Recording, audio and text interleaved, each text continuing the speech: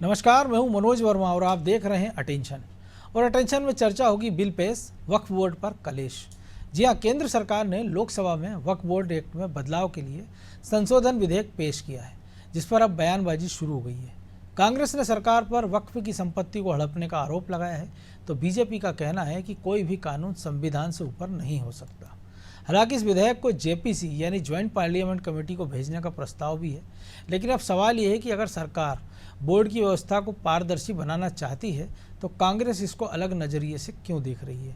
क्या कांग्रेस इस बिल के सहारे फिर बीजेपी के मुस्लिम विरोधी साबित करना चाह रही है? आज इन्हीं सवालों के आसपास चर्चा करेंगे, लेकिन पहले रिपोर्ट देखिए।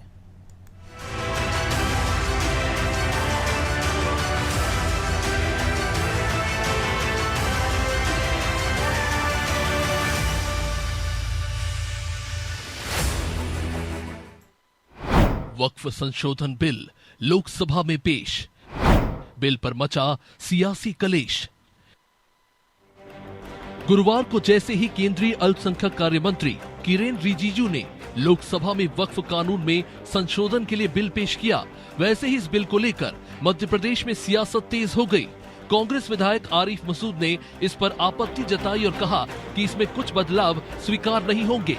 उन्होंने आरोप लगाया कि सरकार देश की जनता को गुमराह कर रही है, लेकिन सच्चाई ये है कि वक्फ की संपत्ति पर बहुत समय से सरकार की नजर है। सरकार की निगाह वक्फ संपत्ति पर थी, वो हड़प नहीं पा रही थी, लिहाजा इस बिल के जरिए वो वक्फ की संपत्ति को अपनी संपत्ति बनाना चाह रही है। इसका विरोध करा है और मैंने नहीं करा, हर व्यक्ति इसका विरोध करेगा, क्योंकि लोगों को ये समझना होगा कि ये वक्फ संशोधन बिल है क्यों, लाया क्यों जा रहा है, ये भ्रम क्यों फैलाया जा रहा है कि ये हितकारी होगा। ये हितकारी कैसे होगा? जो निजी संपत्ति है, जो हमारी संपत्ति है, हमने वक्फ करी थी और आज़ादी के बाद वक्फ बोर्ड का गठन हुआ था, और वो गठन इस बात के लिए हुआ था कि निजी संपत्तियों को चैरिटी में जब चलाएंगे तो व्यक्ति विशेष अगर चलाएगा तो वो गड़बड़ी कर सकता है। इसलिए एक सरकारी तंत्र होना चाहिए जो उसकी देख रेख करे, इसीलिए वक्फ का गठन हुआ था। तो सरकारी तंत्र बजाय देख रेख करने के अब खुद ही सरकार की निगाह खराब हो गई, क्योंकि बेशकीमती जगहें हो गई सिटी में, वो जगहें वक्फ की और प्रॉपर्टियों की वैल्यू बढ़ गई। सरकार उसको हड़पना चाहती है, इसलिए लाई है और उसके पीछे कोई दूसरा कारण। कांग्रेस तो वक्फ बोर्ड के अंदर गैर मुस्लिम समुदाय को रखने पर भी ऐतराज जता रही है।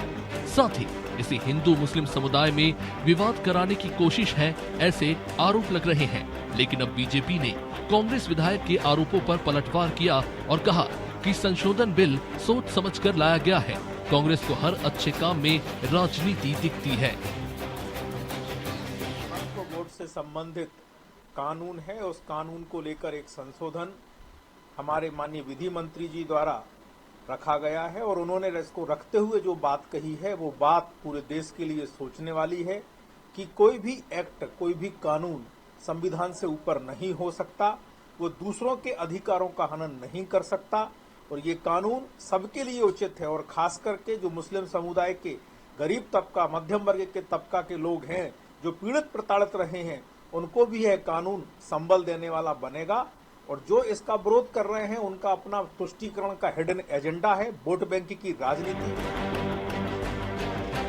वक्फ कानून में संशोधन सरकार क्यों कर रही है, ये कैसे काम करता है, अब उसको समझ लीजिए। जब कोई व्यक्ति संपत्ति या पैसे का दान देता है तो उसकी देखरेख वक्फ बोर्ड करता है। वक्फ बोर्ड इस संपत्ति को शरिया के नियम के मुताबिक इन्वेस्ट करता है। इन्वेस्टमेंट से मिलने वाले रिटर्न को जनहित के काम में खर्च किया जाता है। देश भर में वक्फ की 8.70 लाख संपत्तियां 9.40 लाख एकड़ जमीन में फैली हुई हैं। वक्फ बोर्ड की व्यवस्था को पारदर्शी बनाने संशोधन बिल लाया गया है। वक्फ के पंजीकरण के तरीके को सुव्यवस्थित करना है। किसी भी संपत्ति को वक्फ संपत्ति के रूप में दर्ज करने से पहले जरूरी कार्रवाई की जाएगी।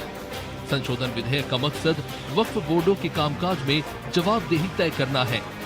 खैर, सरकार का मकसद जो भी हो, लेकिन विपक्ष का मकसद तो एक ही नजर आ रहा है, वो है इस बिल के बहाने सरकार को मुस्लिमों का विरोधी साबित करना। ब्यूरो रिपोर्ट, अनादि टीवी।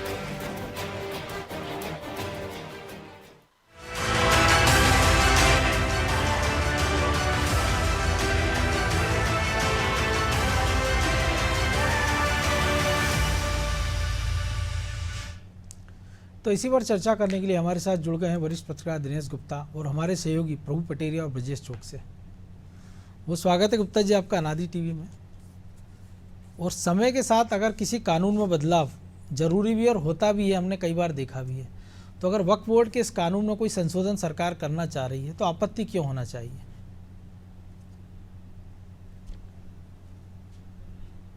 आपका माइक म्यूट है शायद गुप्ता जी। जो इसका विरोध कर रहे हैं मनोज जी, मुझे लगता है उन्होंने जो पार्लियामेंट में अपनी बात रखी और सरकार भी अब इसको जेपीसी में ले जाने का प्रस्ताव है। बिल्कुल। तो जो भी कहीं ना कोई जेपीसी में सरकार कब जाती है? जब सरकार खुद कॉन्फिडेंट नहीं होती कि जो हम चीज लाए हैं वो परफेक्ट है, इससे कुछ विवाद नहीं होगा। अन्यथा वो तो कहते हैं हमको पास कराना है, आप बहुमत से पास करा लेती है अपनी। वो जेपीसी में जा रहे हैं, इसका मतलब इस पर जो है आफ्टर थॉट ही कुछ ना कुछ होगा। देखिए, वक्फ को लेकर बहुत सारे विवाद हैं, ये तो किसी से छुपा नहीं है। जहां भी वक्फ की प्रॉपर्टी है वहां विवाद है, और वक्फ की प्रॉपर्टी सरकारी है कि नहीं है इसको लेकर भी विवाद कर सकते हैं। तो जब सरकारें देखिए, अब देश की जो राजनीति है ना, वो दो हिस्सों में बहुत स्पष्टता बट गई है। अब इसमें कोई हर चीज में मुझे लगता है कि अब तो वो जिस तरह से हिंदू मुस्लिम खुलकर कहने लगे ना कि दो वर्ग हो गए हैं, तो अब जो चूंकि भारतीय जनता पार्टी सरकार में है, तो जब भाजपा सरकार में है तो वो मुस्लिमों के पक्ष में काम तो करेगी नहीं। ये तो इंटेंशन की बात है ना कि आपका इंटेंशन क्या है। जैसे कांग्रेस के बारे में ये है कि वो मुस्लिम के पक्ष में काम करती है, ऐसे भारतीय जनता पार्टी के पक्ष में तो अपना अपना वोट बैंक है। और अब तक भारतीय जनता पार्टी के भीतर भी कई नेता कह चुके हैं कि साहब जो हमको वोट नहीं देते उनके बारे में क्या सोचना है। जब उनके बारे में सोचना नहीं है तो फिर आपके पास जो विकल्प हैं, जो आप कर सकते हैं वो कर रहे हैं। 3 तलाक का हुआ था, आप देखिए ना, 3 तलाक के बाद भी जो फायदा मिलना चाहिए भारतीय जनता पार्टी को, मुझे लगता है उसमें महिलाओं से वोट तो मिला ही होगा उनको। और यहाँ भी वो सोच रहे हैं कि इस तरह से महिलाओं को यदि हम वक्फ में डालेंगे तो एक पॉजिटिव मैसेज जाएगा। तो वो एक अपनी राजनीति अलग है। लेकिन जब इस पर जेपीसी की रिपोर्ट आएगी, बहुत सारे फैक्ट आएंगे कि इसमें टेक्निकली क्या प्रॉब्लम है, टेक्निकली, क्योंकि ये तो दान की चीज है ना, जिसपे जो वक्फ बना हुआ है, कोई ऐसी प्रॉपर्टी तो है नहीं कि जो वक्फ के जो बोर्ड है वो लेके आए हो, सरकार ने दी हो। कुछ भारत के विभाजन के पहले की प्रॉपर्टी है जो लोग छोड़ के चले गए थे, उस पर भी है। तो आज तो नए कानून में उस पर कोई विवाद नहीं हो सकता। इसलिए बहुत सारी चीजें उसमें हैं जो लगता है जैसे बहुत सारी चीजें एक वर्ग विशेष का है, तो उसमें आप नॉन रिलीजियस आदमी वो डालेंगे उसका, जो उस वर्ग का नहीं है, तो स्वाभाविक तौर पर एक प्रतिक्रिया जो है नकारात्मक होगी। तो वही कारण है, इसलिए जो जेपीसी में जा रहा है, ये जेपीसी मुझे लगता है सारी चीजों के बाद जो नया ड्राफ्ट सामने आएगा तब पता लगेगा कि जो सरकार करना चाहती है वो कितना कर पाई। लेकिन जो आपने कहा, तो लेकिन ये भी तो हम देख रहे हैं ना, अगर प्रधानमंत्री आवास है, शौचालय है, उज्ज्वला कनेक्शन है, मुफ्त राशन है, लाडली बहना है, कन्यादान स्कीम है, इस सब का लाभ भी तो अल्पसंख्यकों को मिल ही रहा। अगर सरकार को ऐसा करना होता तो शायद उस तरीके से वो कानून लाती, लेकिन ये इनको फायदा तो दे ही रहे हैं। वो तो एकदम ऐसा खारिज भी नहीं कर सकते कि वो मुस्लिमों की चिंता नहीं कर रहे हैं। ऐसा कर भी नहीं सकती कोई भी सरकार जी, क्योंकि जो सरकार है वो संविधान से चलती है, वो किसी वर्ग विशेष के लिए। आप ये बताइए, जब कन्यादान योजना आई थी तो यहाँ मध्य प्रदेश की आप बात करिए, तो निकाय योजना कब आई थी? उसके साथ आई थी क्या? उसके बाद आई थी।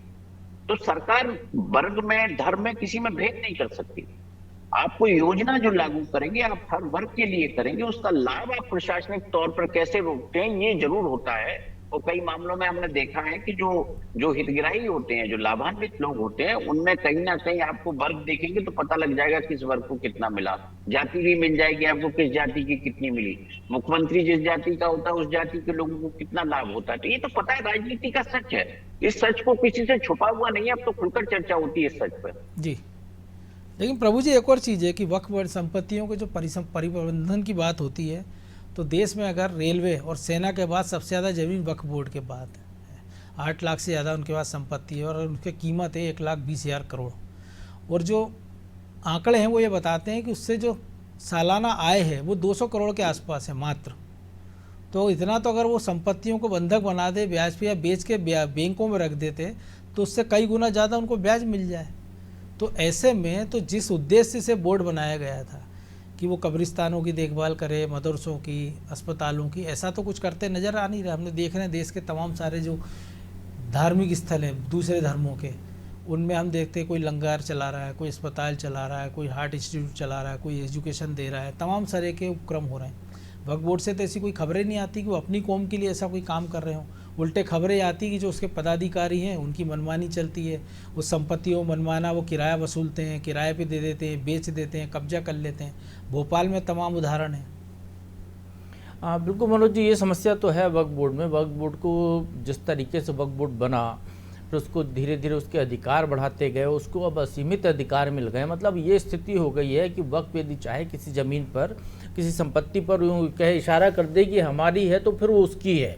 फिर आप उसको हाई कोर्ट में भी चैलेंज नहीं कर सकते, आप कहीं भी उसको चैलेंज नहीं कर सकते, वो कहेंगे ये हमारी है। तो जिनने दावा किया उसी उनको अपील साबित करने का भी है, और सुनने वाले सब वक्फ बोर्ड के मेंबर होंगे, उनका ट्रिब्यूनल है, तो निश्चित तौर पर की सुनवाई वही होगी। और यहाँ पर सरकार को ये जरूरत क्यों पड़ रही है ये समझना होगा। जैसा दिनेश जी ने भी बताया, वक्फ का मतलब दान है, दान। किसी व्यक्ति ने अपनी संपत्ति दान की है, उसके एक उद्देश्य के लिए दान की है, धर्म से जुड़ा हुआ उद्देश्य है, इस्लाम से जुड़ा हुआ उद्देश्य है कि उसके शिक्षण संस्थान चल जाएं, अस्पताल चल जाएं, कब्रिस्तानों की देखरेख हो जाए, इस तरीके से जो भी उसने उद्देश्य बनाया उसके लिए उसकी संपत्ति का उपयोग होना चाहिए। अब यदि आप जैसा बता रहे हैं और जैसा कि सभी जानते हैं कि देश में तीसरे नंबर पर सबसे ज़्यादा जो है अचल संपत्ति वक्फ बोर्ड के पास है, तो क्या सारे के सारे इतने देश में इतने सारे लोग 20% आबादी वाली जनता ने इतनी संपत्ति उसके पास थी कि उसने देश की सबसे ज़्यादा संपत्ति दान कर दी। भोपाल के उदाहरण की बात करें तो पुलिस कंट्रोल रूम जो है उस पर वक्फ पर दावा हमने देखा है, पुलिस मुख्यालय पर वक्फ पर दावा हमने देखा है। आज की तारीख में कहीं कोई एक मजार बन जाती है, उस पर कहते हैं वक्फ पर दावा। अब जैसे हम चले जाएं भोजशाला भी वक्फ संपत्ति की मांग हो रही है, होती रही सालों से, वो भी उस पर दावा करते हैं। तो जो भोजशाला में यदि मान लीजिए एक मजार बन गई है, उनकी दखल है, उसके पहले क्या था, तो उसके पहले वाले के दावे का क्या हक है? यदि इनका हक है आज की तारीख में वहाँ पर, यदि पुरातत्व की वो संपत्ति है और आज ये कह रहे हैं कि हमारा वक्फ बोर्ड की प्रॉपर्टी है ये, तो इनके में आने के पहले वो जिसकी प्रॉपर्टी थी क्या उसका दावा नहीं बनता है? यहाँ पर ये सवाल होते हैं। इसको लेकर कानून में संशोधन की जरूरत महसूस की गई है। और वक्फ बोर्ड के जो प्रबंधन है वो निश्चित तौर पर यही है जो आप बता रहे हैं कि वो उन पर आय कम है, उनको अधिकार है कि वो जो है किसी भी संपत्ति को वक्फ में शामिल कर सकते हो, किसी भी संपत्ति को बेच सकते हैं, किसी को भी वक्फ बोर्ड वाले किसी को भी किराए पे दे सकते हैं, उस पर कोई रोक टोक नहीं लगा सकता, उसको कोई सवाल नहीं उठा सकता न्यायालय में कहीं पर भी। तो मनचाही खरीद बिक्री हो रही है, जैसा भी दिनेश जी भी बता रहे थे कि अब प्रॉपर्टी जो है बहुमूल्य हो गई, बेशकीमती हो गई, शहरों में हो गई है, तो उसको लेकर ऐसे भी होते हैं। भोपाली के कब्रिस्तान देखे हमने, जो कब्रिस्तान पहले कब्रिस्तान दिखाई देते थे, अब वहाँ पर जो शॉपिंग कॉम्प्लेक्स खड़े हुए दिखाई दे रहे हैं, उसको लेकर उनके आपस के विवाद नजर आए कई बार, तो कि उन्हें जो है बेच दी, फलाने ने बेच दी, लोगों के नाम ले लेकर, नेताओं के नाम ले लेकर लोग सवाल उठाते रहे। एक सिकंदरी सराय है, वो सराय पर किसी व्यक्ति का कब्जा है, प्रभावशाली व्यक्ति का, वो वक्फ की संपत्ति कही जाती है कि वक्फ की संपत्ति थी, लेकिन उनकी प्रॉपर्टी हो गई, किराया वो वसूल रहा है।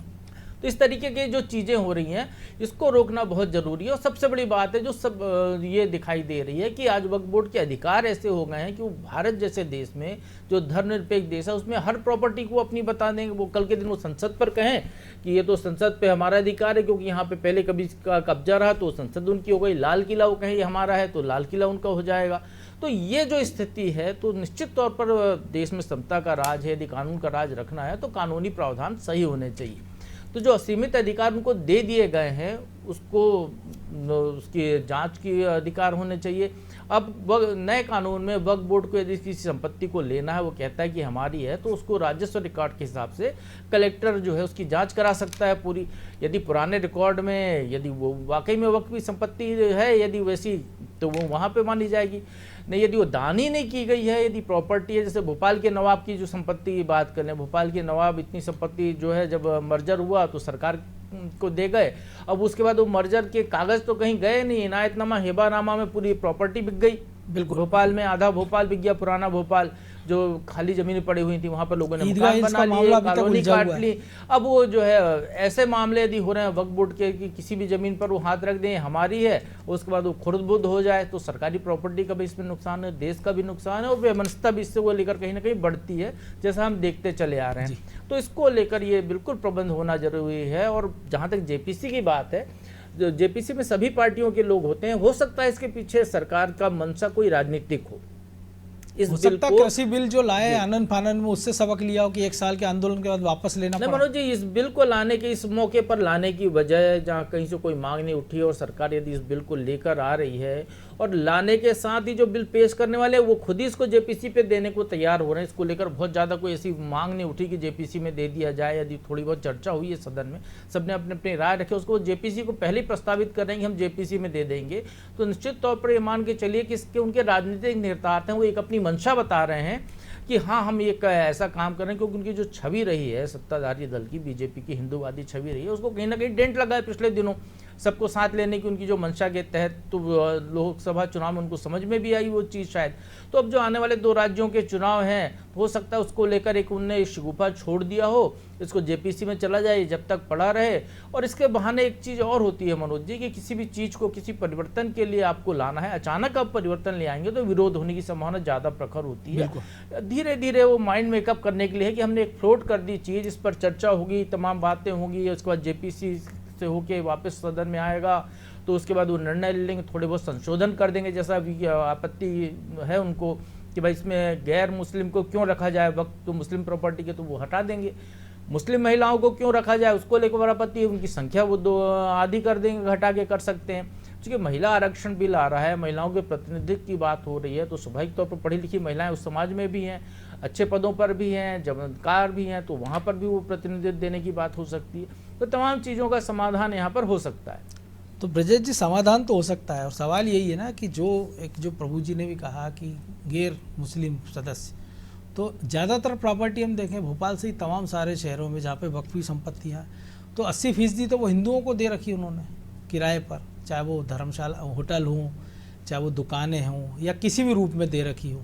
तो फिर अगर वो वक्फी संपत्ति और शरिया के हिसाब से अगर सब कुछ हो रहा है, तो फिर तो वो गैर जो लोग ले हैं उस पर गैर मुस्लिम, वो तो गैर काफिर हो गए उस हिसाब से। तो उनको तो उस पर उनको ना किराए पे देना चाहिए, ना उनसे किराया लेना चाहिए, उनसे खाली करा के अपनी कौम को दे दें, बेच दें, या उसका कोई दूसरा उपयोग कर लें। और दूसरा, महिलाओं से आपत्ति क्या है? अगर महिलाओं का प्रतिनिधित्व उसमें आ रहा है तो फिर दिक्कत क्या होना चाहिए? क्योंकि सबरीमाला में भी मामला उठा था कि धार्मिक इससे कि इतने से कम आयु की महिलाओं को प्रवेश बनता, जिन स्त्रियों को लेके सुप्रीम कोर्ट ने आदेश दे दिया वो माना जा रहा है। जल्लीकट्टू पर आदेश है, तो इसमें भी अगर सुप्रीम कोर्ट जाना पड़े, अगर नियम बनने के बाद सुप्रीम कोर्ट निर्णय कर देगा। देखिए मनोज जी, अभी तक क्या होता है कि वक्फ में अपनी संपत्ति जहाँ दावा कर दिया तो उसकी सुनवाई आप ऊपर तक नहीं करोगे, उनकी जो कोर्ट है वहाँ तक कर सकते थे। आप देखिए कि अभी 2022 का ही एक मामला है तमिलनाडु का, पूरे गांव को वक्फ ने अपना दावा कर दिया कि पूरा गांव ही हमारा है। 2022 में कर रहे हो आप, और सूरत के नगर निगम को अब जाकर कह रहे हो कि ये वक्फ की संपत्ति है।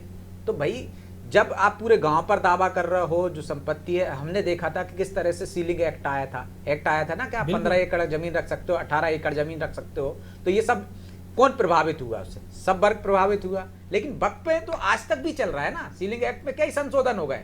आज की तारीख में आप ज्यादा जमीन रखते हो, लेकिन वक्फ वो एक्ट में यदि आप संशोधन करने की बात कर रहे हो तो आप उसको धार्मिक चश्मे से देख रहे हो। जो पूरा गांव बसा हो, जो आज शहर बस गए हो, जो पुलिस मुख्यालय की बात कर रहे हैं, भोपाल पुलिस मुख्यालय की, पुराने शहर का एक थाना है, जब वो थाना बनना शुरू हो गया तो वक्फ वाले आ गए कि साहब ये तो वक्फ की संपत्ति है। कंट्रोल रूम में भी वही परिस्थिति हुई। तो वक्फ की संपत्ति है तो एक कोई चिन्हित हो जाए ना कि ये संपत्ति। और जो मुस्लिम राष्ट्र है सऊदी अरब, पाकिस्तान, वहाँ के वक्फ बोर्ड को भी इतना पावर नहीं, और सब कुछ शरीयत के हिसाब से तो 2 तरह के वक्फ बोर्ड भी क्यों नहीं होना चाहिए कि शियाओं का अलग और सुन्नियों का अलग, फिर एक ही होना चाहिए। निश्चित तौर पर अब आप देखो कि वक्फ बोर्ड तो आपने बना दिया, लेकिन उनकी जमीन भी बढ़ती जा रही है, उनके अधिकारों में आपने कोई कटौती नहीं की। तब की परिस्थितियों के अनुसार अब तो संशोधन होना चाहिए ना, नए कानून बन रहे हैं। तो इस संशोधन में आप सवाल क्यों उठा रहे हैं? इस संशोधन में सवाल इसलिए उठा रहे हैं कि आपको लगता है कि यदि वक्फ पे आप कानून में संशोधन करेंगे तो एक वर्ग के वोट बैंक हमको चाहिए, और एक दूसरा जो प्रभु जी ने भी कहा कि यदि उनकी मंशा भी ये होगी, तो मुझे नहीं लगता, हाँ मंशा भी मान लीजिए आप, लेकिन पहल तो सही हो रही है। पहल इसलिए सही हो रही है, जो मैंने उदाहरण दिया तमिलनाडु के गांव का, कि पूरे गांव पे आप 2022 में अब आप कहोगे उनसे अभी जबलपुर हाईकोर्ट ने जबलपुर हाईकोर्ट लगाई कि इससे पहले तो आपको साबित करना पड़ेगा कि मैं ये रह रहा हूँ, ये प्रमाइसिस है हमारी, ये संस्थान है, आज वक्फ वाला कहे ये तो हमारी है, तो हमको साबित करना पड़ेगा। वक्फ ने तो आरोप वो दावा कर दिया, अब सब कुछ बैठ गए। मतलब ये तो वैसे ही हुआ ना कि आप पर आरोप लग गए और इसके बाद आप ही साबित करो कि भाई ये मेरी नहीं है या मुझ पे आरोप लगे। आप साबित करो कि ये वक्फ की है या नहीं है। वक्फ अपने कागज देना कि हमारी संपत्ति है। तो ये जो आप पहले जो अधिकार दे दिए गए थे, अब कम से कम एक पक्ष है जो वक्फ की जो कोर्ट है उससे आगे जाके हाई कोर्ट में भी अपील कर सकता है, कोर्ट उच्च अदालत भी आपकी सुनवाई कर सकती है कि ये संपत्ति है। या पहले तो कोई सुनवाई नहीं हो रही थी ना, वक्फ ने दावा किया, उनके पास चले गए। महिलाओं का विरोध इसलिए कह सकते हैं हम कि एक वर्ग जो महिलाओं को आज़ादी देने के खिलाफ है, वो तो बुरखा हम देख रहे हैं 3 तलाक पे भी विरोध करता है, वो तो तमाम तरह की चीजों पे विरोध तो करता महिला है। आरक्षण का महिला विरोध कई आरक्षण सारे का लोगों विरोध ने करता किया है। है, तो यदि लेकिन वो- उनके परिवार की महिलाएं जब वो या तो जेल चले जाए, किसी मुकदमे में फंस जाए, तो अपने परिवार की महिलाओं को आगे कर देते हैं, उनको भेज देते हैं संसद में, विधानसभा में MLC बनाकर। हाँ, तो ये दोहरा चरित्र है ना आपका कि महिलाओं को आप जो बराबरी का दर्जा देना है वो आप देना नहीं चाह रहे हो, लेकिन जब महिलाओं को आपको जरूरत होती है अपनी सुरक्षा के लिए तो आगे कर देते हो आप। तो ये महिलाओं का विरोध तो सिर्फ इसी मकसद से हो रहा है कि उसमें जाएंगी तो निश्चित तौर पर पुरुषवादी जो उनकी मानसिकता है उसको कहीं ना कहीं आघात लगेगा। तो इसके पीछे मुझे लगता है सिर्फ इतना ही उद्देश्य है। बिल्कुल, और उद्देश्य और कुछ भी होगा तो हो सकता है JPC में जब चर्चा होगी निकल कर सामने आएगा। बहरहाल वक्त इतना ही था, बहुत धन्यवाद गुप्ता जी आपका। तो निश्चित तौर पर वक्फ बोर्ड को लेकर जो विवाद है वो नया नहीं है, लेकिन कई लोगों को हो सकता है कि इसकी टाइमिंग पर वो सवाल उठाने लगे कि ये टाइमिंग क्यों है इसकी। लेकिन जब कोई भी कानून में संशोधन होता है, बदलाव की प्रक्रिया होती है, तो कभी ना कभी आपको शुरू करना पड़ता है। और हिंदुस्तान में हम देखते हैं कि हर महीने हर साल चुनाव होते ही रहते हैं, और अगर सारे बदलावों को आप चुनाव की दृष्टि से देखने लगेंगे तो ना तो किसी कानून में संशोधन कर सकते हैं, ना ही नया कानून ला सकते हैं। लेकिन उम्मीद की जाना चाहिए कि वक्फ बोर्ड में जो संशोधन सरकार लाई है वो ऐसा ना लगे उसको देखकर कि वो किसी वर्ग विशेष को प्रभावित करने के लिए। ऐसा होना चाहिए कि वो ऐसा कानून है कि जिससे सबको लाभ मिले, किसी का नुकसान ना हो। अटेंशन में आज इतना ही, मुझे दीजिए इजाज़त और आप देखते रहिए अनादि TV। नमस्कार।